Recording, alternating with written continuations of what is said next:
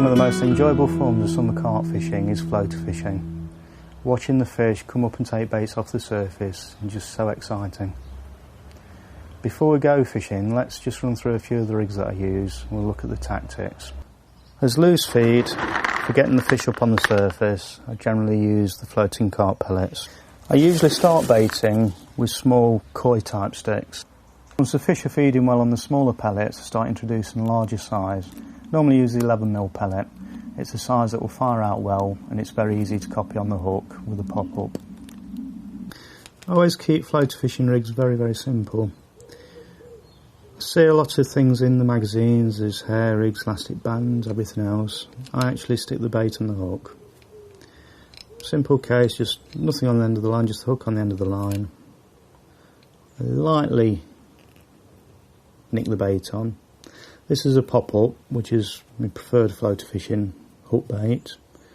Tease it up to the eye, and that's it.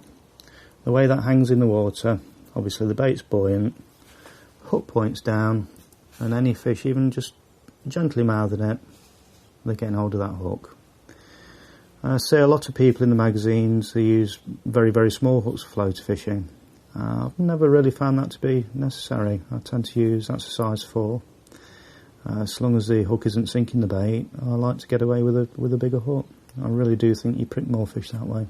The reason I like to use pop-ups rather than a mixer or the carp pellets on the hook is that they're a different colour. It's so easy to see which your hook bait is amongst loads of others. From underwater, most colours are the same, they just come across as a dark silhouette. So depending what colour water I'm fishing in, if I'm fishing over the shadow of trees, I'll use a bright bait like this. If I'm fishing in silver water, in open water, I normally pick a darker hook bait. Sometimes the carp can get a little bit wary of a different shaped bait like that amongst the free offerings. It's a simple case with a pop-up. Just trim the sides off. You can make it whatever shape you want. I often square these off when fishing with biscuits and pellets. Try and make them a little bit more pellet shaped. Again, you release a lot more flavour out of that. You can make it whatever shape you want, spend as much time as you want on that one. But now we have a more conventional pellet shaped bait. Using a sharp modelling knife you can flatten the bottom off if you want, but the important thing is having that hook hanging directly below the bait. Wherever possible, I always freeline floaters. I always try and get the fish as close to me as I can. Find the double splash of a controller going in there, which gives you the added weight for casting. It puts the fish very much on edge. A freeline bait, you can get it amongst fish. It sometimes alarms them, but it certainly doesn't scare them the same as a controller going in. Sometimes, however, the fish are that little bit further out and you need to use a controller. Again, very simple tactics for that. Hook link, I never float a fish with a hook link less than about 6 foot. The only bit of terminal tackle I have tied onto the line, the little drenning ring there, and the controller I have with a piece of silicone tube in through the eye.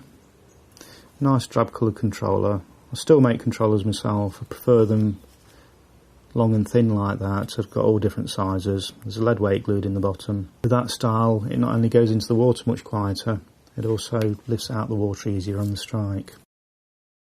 With the line threaded through the tube,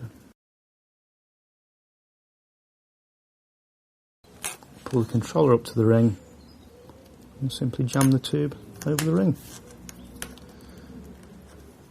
Very simple and also very safe.